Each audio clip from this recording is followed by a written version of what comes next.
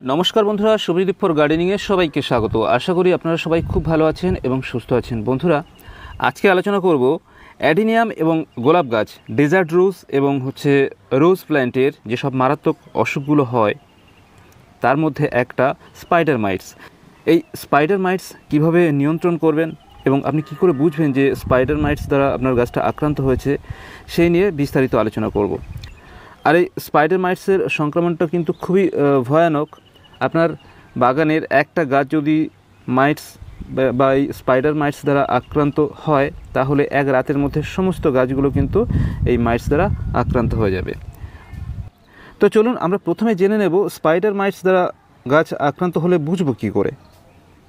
দেখুন, প্রথমে আপনাকে লক্ষ্য করতে হবে গাছের পাতা। আপনার গাছ যদি কোনো রোগ পোকা দ্বারা আক্রান্ত হয়, কোনো পোকামাকড় যদি গাছে আক্রমণ করে বা কোনো ভাইরাস দ্বারা যদি গাছটা সংক্রামিত হয়, সেক্ষেত্রে সেই লক্ষণটা ফুটে ওঠে গাছের পাতাতে। সেজন্য আপনার গাছের পাতা যদি সুস্থ থাকে, তাহলে আপনার গাছ কিন্তু সম্পূর্ণ সুস্থ।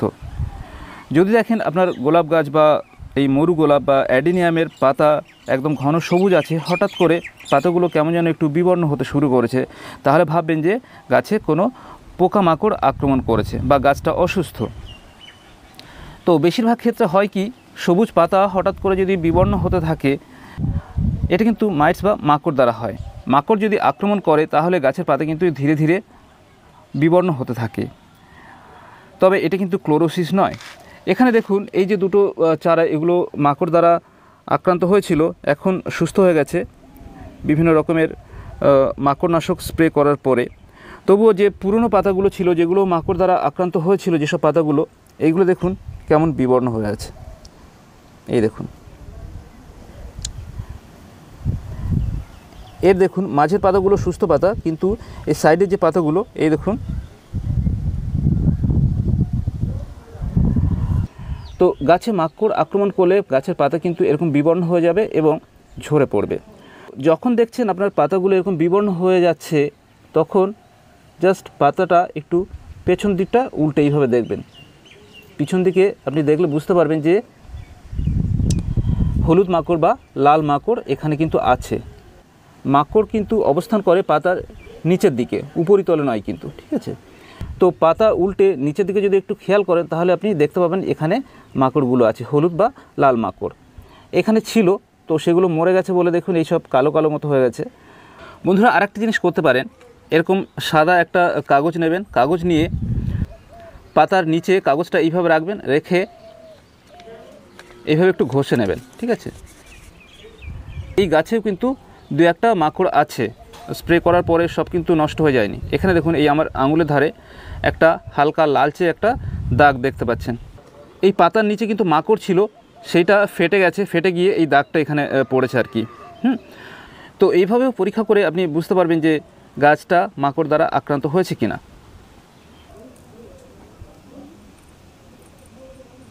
আরেকটা জিনিস কি হয়, গাছ মাকড় দ্বারা আক্রান্ত হলে গাছের পাতা খুব দ্রুত কিন্তু ঝরে পড়ে। এখানে এই গাছটা দেখুন পুরো একদম ন্যাড়া হয়ে গেছে।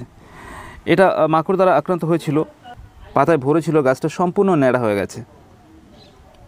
আর সেই সাথে সাথে গাছের গ্রোথও কিন্তু অনেকটাই থেমে যায় এই মাকড়ের জন্যে।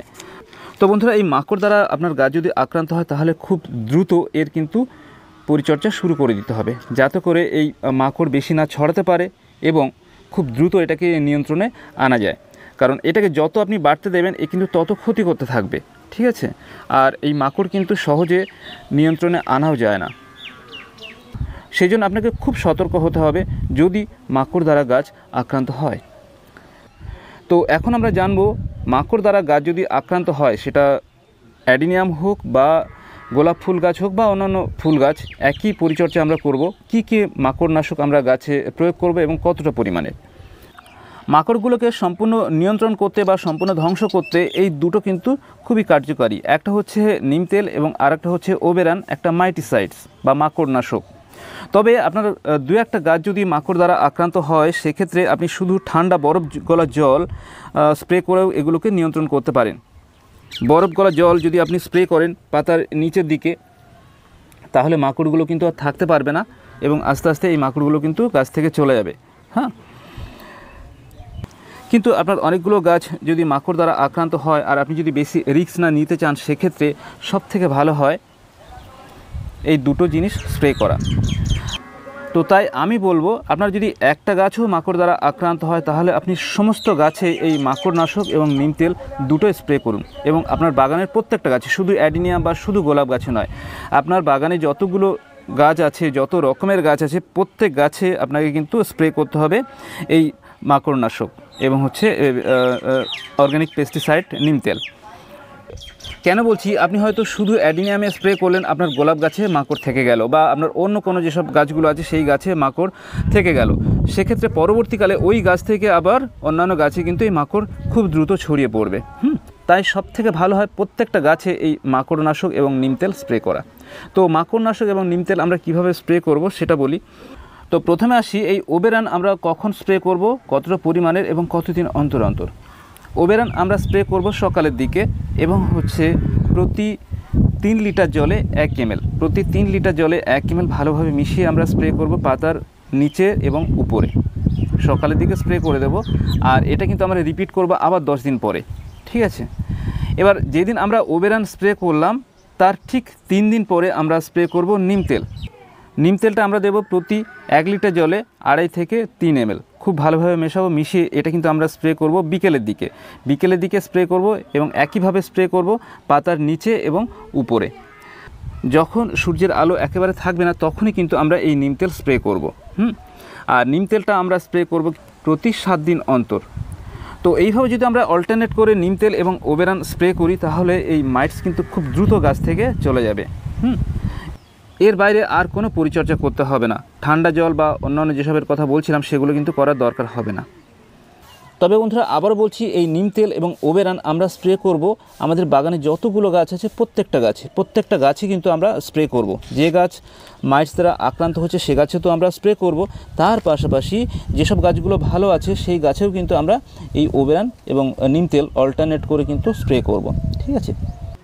আর এইভাবে অল্টারনেট করে আমরা যদি নিম তেল এবং ওবেরান স্প্রে করি তাহলে আমাদের গাছগুলো সম্পূর্ণ সুস্থ থাকবে এবং লাল মাকড়, হলুদ মাকড় কোনো কিছুই আমাদের গাছে কিন্তু আর থাকবে না। তো বন্ধুরা, আপনাদের গাছগুলো যদি মাকড় দ্বারা আক্রান্ত হয় তাহলে এইভাবে পরিচর্যা করুন, দেখবেন খুব দ্রুত আপনার গাছগুলো সুস্থ হয়ে উঠবে। আর আপনার গাছ যদি মাকড় দ্বারা আক্রান্ত নাও হয় সেক্ষেত্রে আপনি কিন্তু অন্ততপক্ষে মাসে 1 থেকে 2 বার এই ওবেরান স্প্রে করতে পারেন এবং নিম তেল প্রতি 10 দিন অন্তর অন্তর স্প্রে করতে পারেন। তাহলে আপনার গাছে কিন্তু মাকড় কোনো সময় আক্রমণ করবে না। তো বন্ধুরা, এই ছিল আজকের ছোট্ট এপিসোড। আশা করি আপনারা বুঝতে পেরেছেন। যদি কোনো রকমের অসুবিধা হয় তাহলে অবশ্যই কমেন্ট করবেন, কেমন? আর ভিডিওটা যদি ভালো লাগে, যদি ইনফরমেটিভ মনে হয় তাহলে অবশ্যই লাইক করবেন এবং বন্ধুদের কাছে শেয়ার করে দেবেন।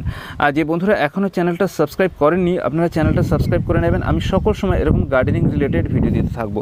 সবাইকে অসংখ্য ধন্যবাদ সম্পূর্ণ ভিডিওটা দেখার জন্যে। সবাই সুস্থ থাকুন, ভালো থাকুন, নমস্কার।